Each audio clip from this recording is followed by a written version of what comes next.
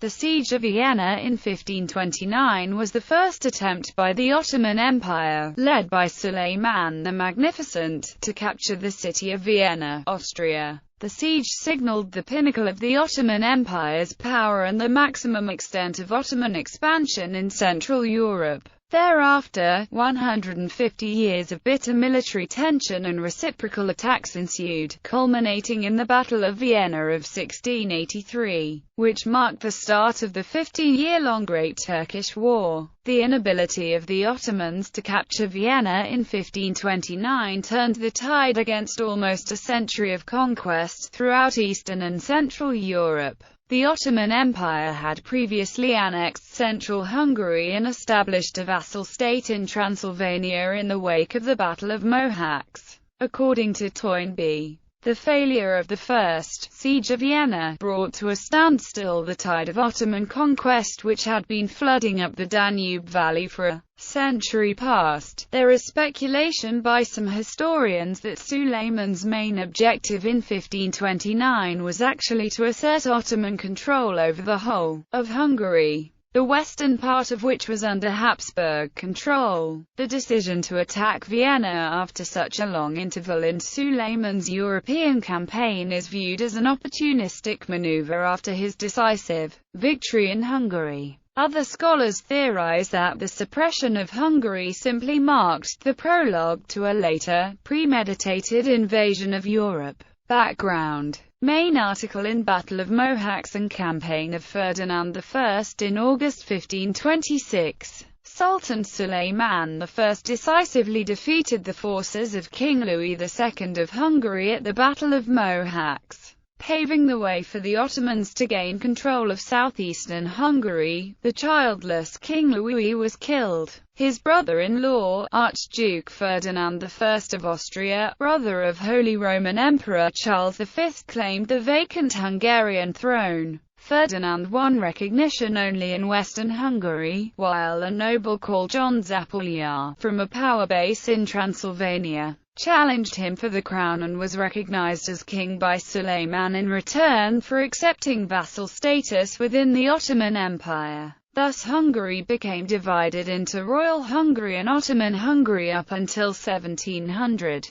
Following the Diet of Pozsony on 26 October, Ferdinand was declared King of Royal Hungary due to the agreement between his and Louis's families, cemented by Ferdinand's marriage to Louis's sister Anna and Louis's marriage to Ferdinand's sister Mary. Ferdinand set out to enforce his claim on Hungary and captured Buda in 1527, only to relinquish his hold on it in 1529 when an Ottoman counter-attack stripped Ferdinand of all his territorial gains. Ottoman army. In the spring of 1529, Suleiman mustered a great army in Ottoman Bulgaria, with the aim of securing control over all of Hungary and reducing the threat posed at his new borders by Ferdinand I and the Holy Roman Empire. Estimates of Suleiman's army vary widely from 120,000 to more than 300,000 men mentioned by various chroniclers, as well as numerous units of Sipahi, the elite mounted force of the Ottoman cavalry, and thousands of janissaries. The Ottoman army incorporated a contingent from Moldavia. Suleiman acted as the commander-in-chief, and in April he appointed his Grand Vizier, a former Greek slave called Ibrahim Pasha, as Saraska, a commander with powers to give orders in the Sultan's name. Suleiman launched his campaign on 10 May 1529 and faced numerous obstacles from the onset.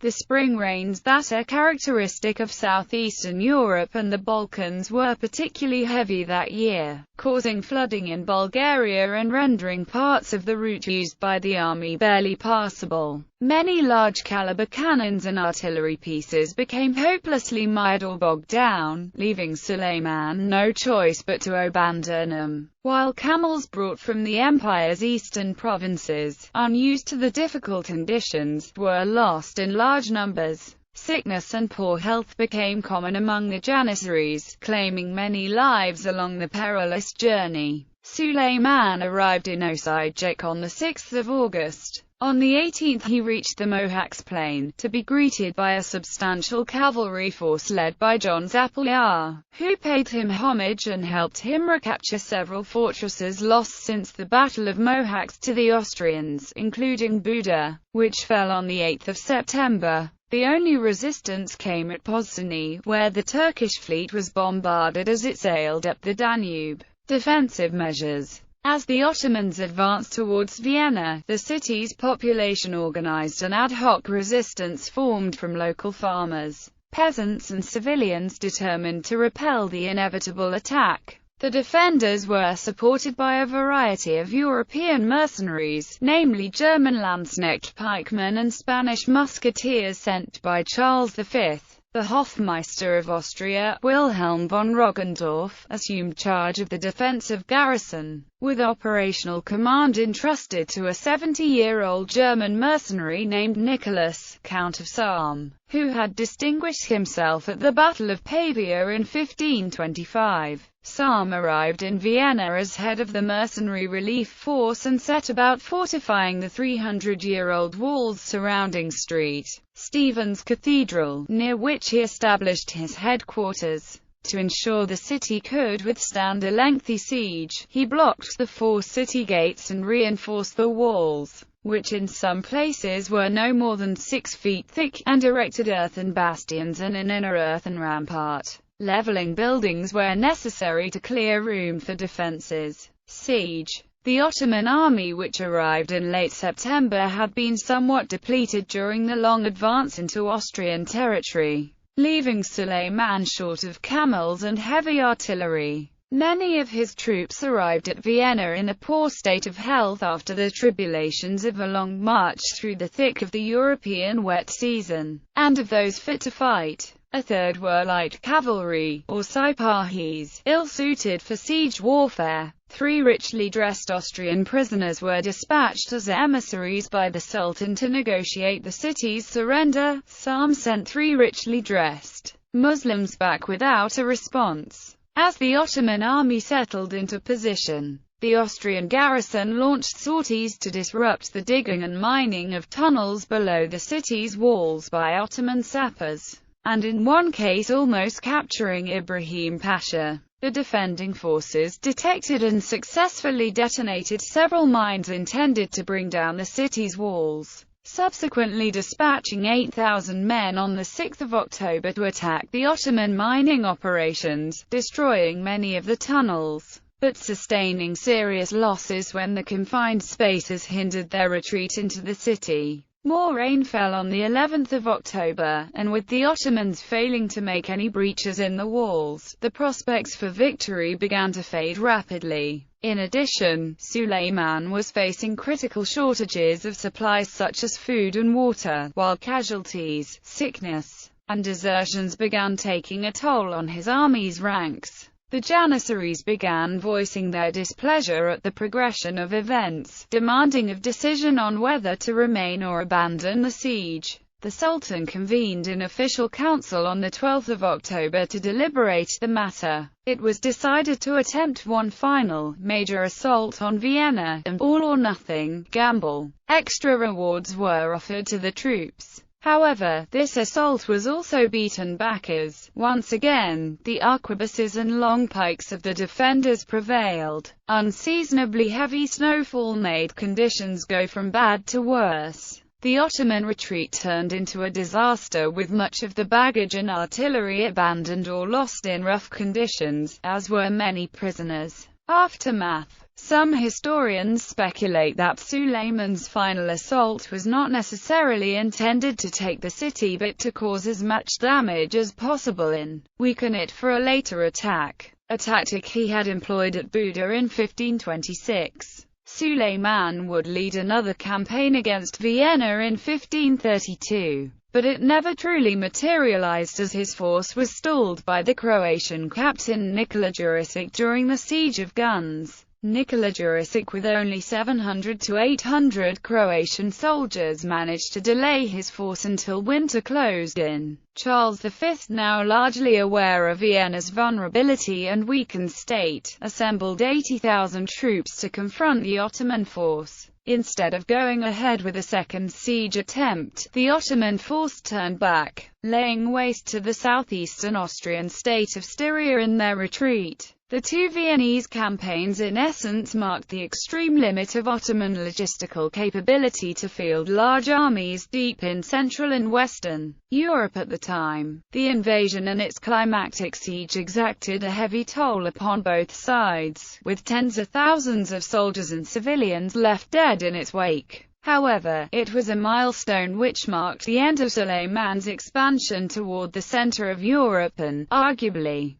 the beginning of the stagnation and decline of the Ottoman Empire as the dominant power of the Renaissance world. The German historian Robert Adolf Kahn remarked, the delivery of Vienna by a brave garrison under Count Nicholas Salm in 1529 was probably a greater though less spectacular achievement than the liberation 5 generations later, brought about primarily by the efforts of a rather large army of combined imperial and Polish forces. Suleiman's retreat, however, did not mark a complete failure. The campaign underlined and maintained Ottoman control of the southern Pannonian plain and left behind a trail of collateral damage in the neighboring Habsburg Hungary and Austria that impaired Ferdinand's capacity to mount a sustained counter-attack. Suleiman's achievement was to consolidate the gains of 1526 and further establish the puppet kingdom of John Zapolyar as a buffer state against the Holy Roman Empire. Ferdinand I erected a funeral monument for the German mercenary Nicholas Graf Salm, head of the mercenary relief force dispatched to Vienna, as a token of appreciation to his efforts.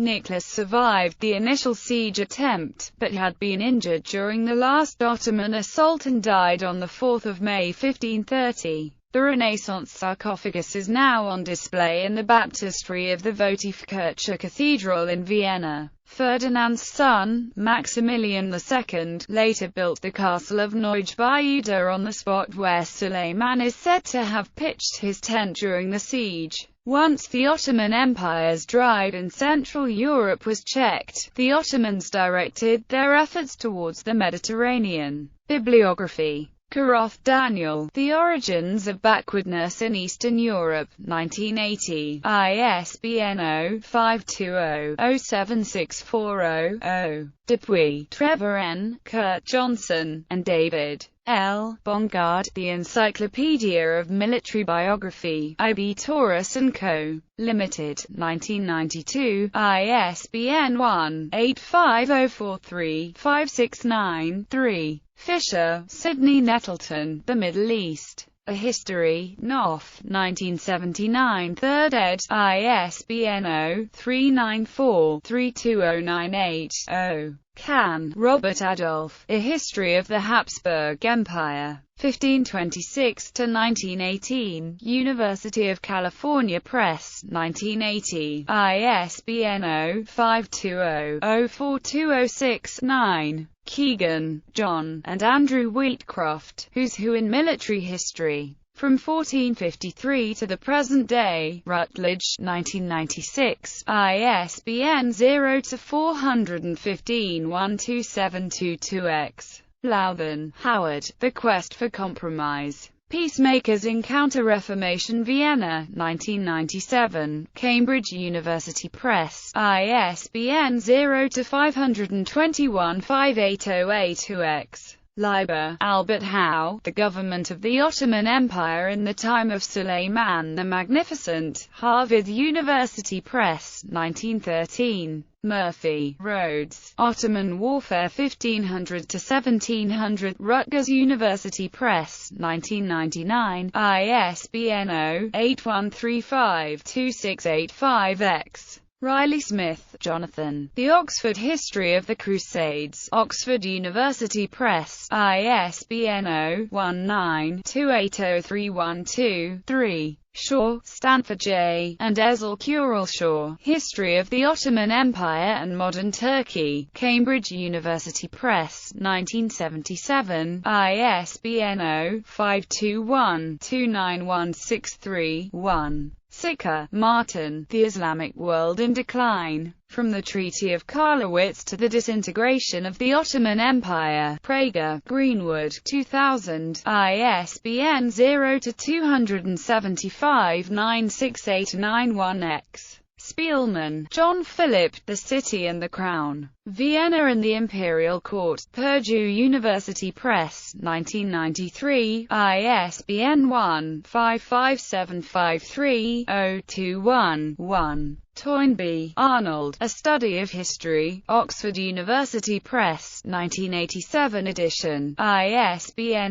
0-19-505080-0. Turnbull, Stephen, The Ottoman Empire, 1326–1699, Osprey Publishing, 2003, ISBN 1-84176-569-4. Tracy, James D., Europe's Reformations, 1450–1650, Roman and Littlefield, 2006, ISBN 0-7425-3789-7. Walton, Mark W., George F. Nafziger, and Laurent W. Mbanda, Islam at War. A History. Prager, Greenwood, 2003, ISBN 0-275-98101-0. Wheatcroft, Andrew. The Enemy at the Gate. Habsburgs, Ottomans, and the Battle for Europe. Basic Books. ISBN 9780465013746.